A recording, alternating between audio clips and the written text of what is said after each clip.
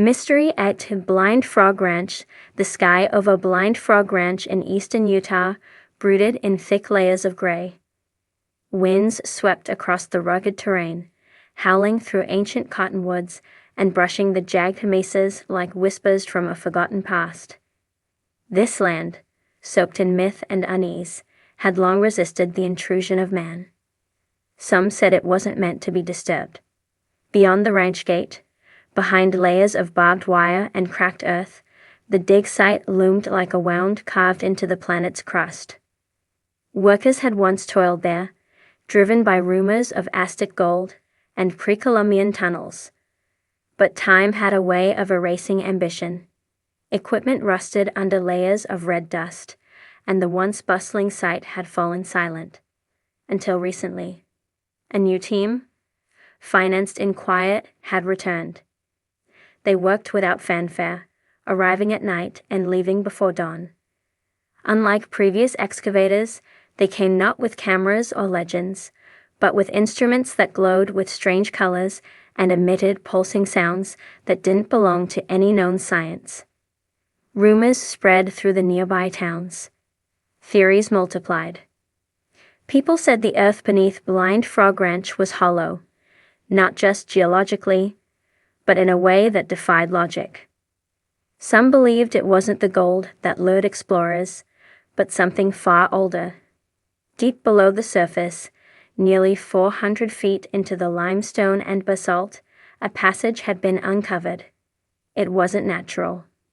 The walls were smooth, melted in ways no mining tool could achieve. Strange markings, not quite glyphs, not quite runes, lined the walls in repeating patterns. When photographed, the symbols didn't appear in the images. When touched, the skin tingled. Metal objects placed near them would corrode within hours. Deeper still, the team uncovered a shaft that descended vertically. It was perfectly round, its walls seamless and lined with a glossy black material, unlike anything found on Earth. A drone sent down returned with only partial footage. Before the feed cut off, the video showed a momentary flash of light and a figure, not quite human, standing motionless in the distance. The drone was never recovered. Against better judgment, and despite mounting fear, the team continued.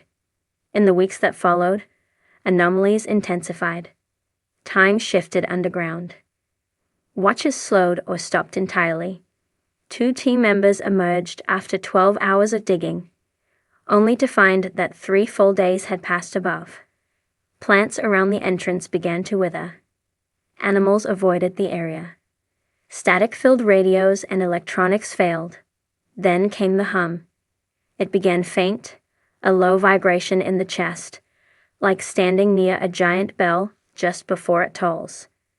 Night after night, the hum grew stronger, until even those miles away could feel it in their bones. Birds fell from the sky. People had nosebleeds. One worker, standing too close to the shaft, collapsed and awoke unable to speak, his eyes filled with flickering lights. He would later draw symbols on the walls of his hospital room, the same ones found deep underground. A decision was made to lower a man into the shaft. No volunteers came forward. So they chose him. Dr. Caleb Rourke, a geophysicist whose obsession with hollow earth theories had long made him an outlier in his field. He entered the shaft strapped to a harness, equipped with oxygen, cameras, and sensors. The descent took 2 hours. For the first 50 minutes, the feed remained stable. Dr. Rourke described the walls, the temperature, the growing electromagnetic field. Then, without warning, his voice cut out. What came next was silence, and then a sound. Not static, not interference, but something else. It was low, melodic, and layered with harmonics. A kind of music, but not made by anything human. It flowed through the speakers for almost 4 minutes before abruptly stopping. Then, the line went dead. Dr. Rourke did not return. The shaft was sealed, first with steel, then with concrete. The ranch was abandoned once more, but the damage was done. Weeks after the final descent, sinkholes began appearing across the region. Perfectly round, they led nowhere, as if the earth itself had been hollowed out.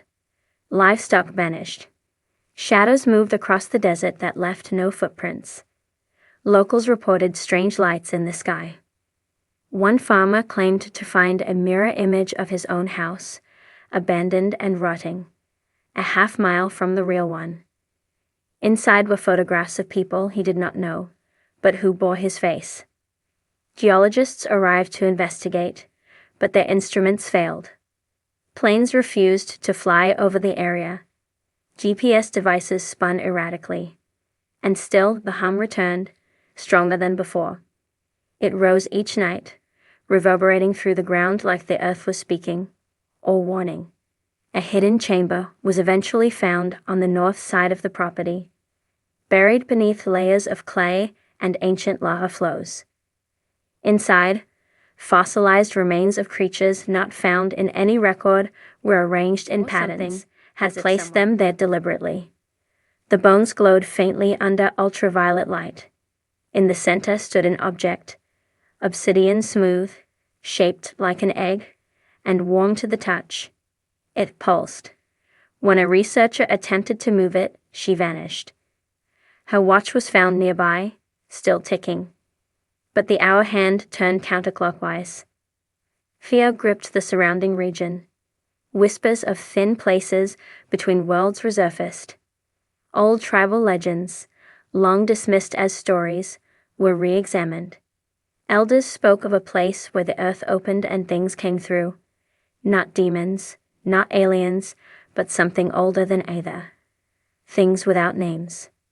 One man, a Navajo guide named Tok, came forward. He said the land was never meant to be trespassed. That the creatures beneath did not sleep, but waited. That blind frog ranch sat on the mouth of a great hollow, not a cave, but a place between layers of reality. A place of watching. And something, he said, had begun to watch back. In the final days, before the ranch was cordoned off permanently by federal agents, one last journal entry was recovered. It belonged to Dr. Rourke.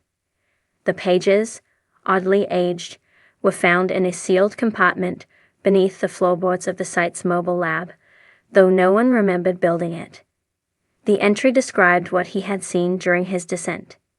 He wrote of a world below ours, vast, luminous, and wrong. A cavern with stars on its ceiling, lakes that reflected nothing, and a sky that bent inward. He described creatures that moved through stone like fish through water, and cities made of humming black crystal. He spoke of voices, not heard but felt, offering knowledge and dread in equal measure. At the end of the entry, he wrote one final line: "This place is not beneath us. It is us, turned inside out." After that, no more entries appeared. The journal crumbled upon touch, its pages turning to ash. The ranch remains sealed, patrolled by anonymous guards. Satellites no longer photograph the region. Maps show a blank spot where it once stood. Those who try to approach find only mirages and endless looping trails. But on certain nights, when the wind is just right and the stars hang strangely low, the hum can still be felt. It thrums through the soles of your feet. A reminder. A warning. Lind Frog Ranch lay under a still and leaden sky. Surrounded by the desolation of Utah's high desert, the land exhaled an ancient silence, broken only by the wind sliding across stone and sage. The ranch, long rumored to be cursed, was a patchwork of red clay, fossil beds, and twisted history, stubbornly resisting explanation. Beneath it, the earth churned with secrets. It had been dormant for years. The last excavation had ended with inexplicable electrical failures, geological anomalies, and the disappearance of 2 seasoned cavers. What was left behind was an abandoned compound of rusted machines and a single borehole, a dark wound driven deep into the crust. No one dared disturb it since. Until now. The return was quiet. No press. No television crews. Just a handful of specialists arriving under aliases, bringing unmarked crates and instruments that blinked and whirred with unfamiliar frequencies. The lead geophysicist, a woman whose name had been wiped from every public register, orchestrated the operation with precision. She had no interest in gold, no patience for folklore. Her attention was fixed solely on what lay beneath, the corridor carved not by man, but by force unknown. Initial probes sent down the old shaft returned data inconsistent with known geological strata. The layers behaved as if folded impossibly inward. Sensors failed to detect a bottom. Magnetic anomalies surged as equipment drew closer to the threshold. Some readings reversed gravitational flow. Others indicated a vacuum, impossible at such depths. It began as a whisper of smoke, seeping up from the borehole at night, unbothered by wind or weather. By morning, the fog had vanished, leaving scorched patches of soil and dead insects around the opening. Animals began avoiding the ranch altogether. Surveillance cameras caught flickering shadows at the edge of frames. Batteries drained. Signals jammed. Further into the excavation, they uncovered a horizontal tunnel veiled behind collapsed shale. The passage, smooth and reflective, descended at a perfect angle of 33 degrees.